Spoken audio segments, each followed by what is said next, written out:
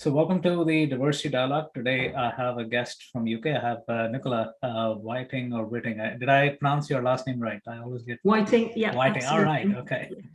And I'm going to read out, you're the co-winner of the Titania Group, a Neurocyber board member, the UK Gov Tech and Diversity Advisor.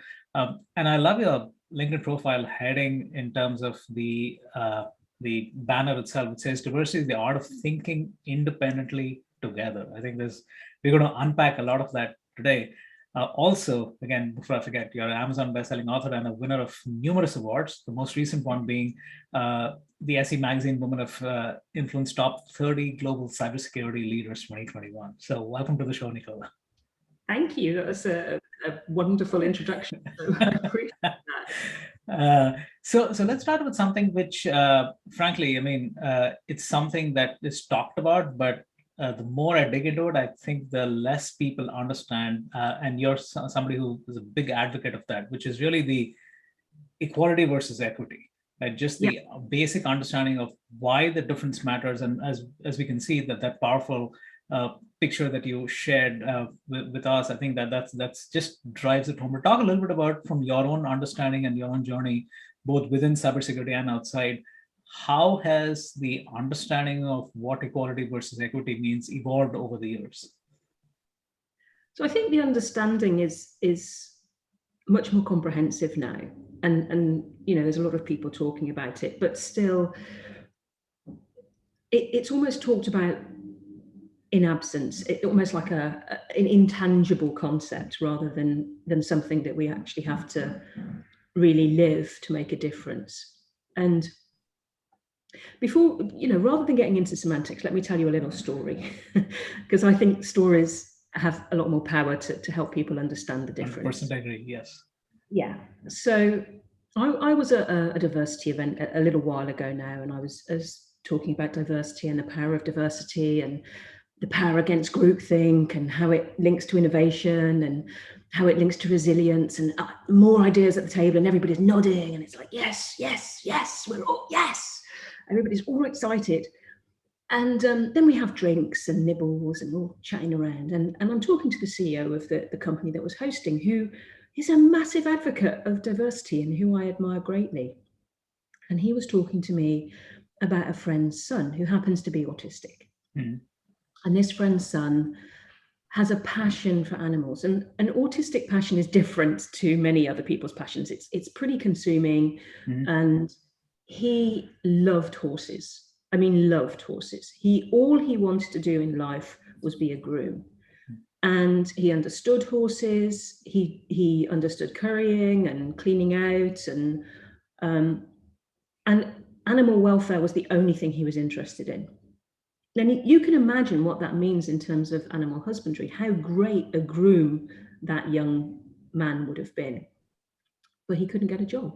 Mm-hmm. And his friends had gone to every stable within probably half an hour's drive saying, this man will work for free. He just wants to do this. It's an all-consuming passion. And the CEO of this company was saying, I don't understand why nobody will give this young man a job. He only requires a little bit more management, but actually he's going to look after horses better than anybody else I know. And I go, that's really tough. That's a really heart-rending story, not only for the animals because they would have got better care, but for him, you know, what a waste of a fantastically talented person. And he agreed with me. About 10 minutes later, he's talking about his own business and how he always hires the best person for the job because that's fair. And I said, and that's why your friend's son can't get a job, because there's always somebody that requires a little bit less management than him. And so the best person for the job is influenced by your own framing.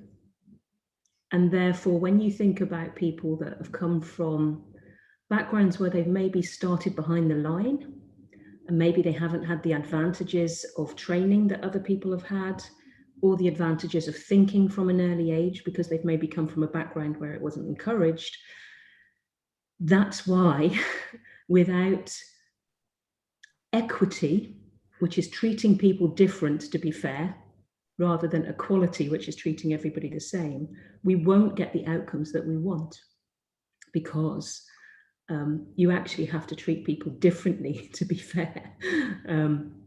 So that hopefully helps illustrate the real life challenges that we've got with people wanting to treat everybody the same to be fair.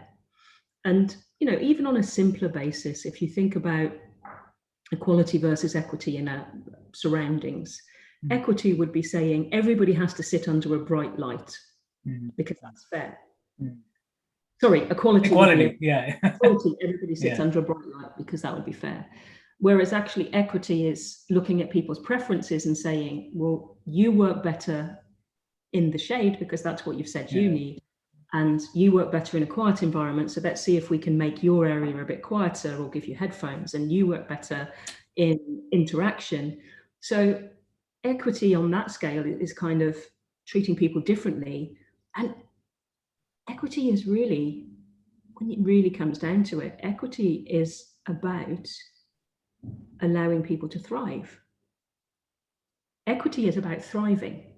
And what business wouldn't want their people to thrive? What business wouldn't want your people to be the most successful they can be? So equity is about success as a metric, whereas equality is about treating everybody the same, which may not be right for people. You may be giving them the wrong environment to thrive in. People are a bit like plants, I suppose. You don't give every plant the same amount of water and the same amount of light. Some plants require a little bit more tender care, but they often have the brightest blooms.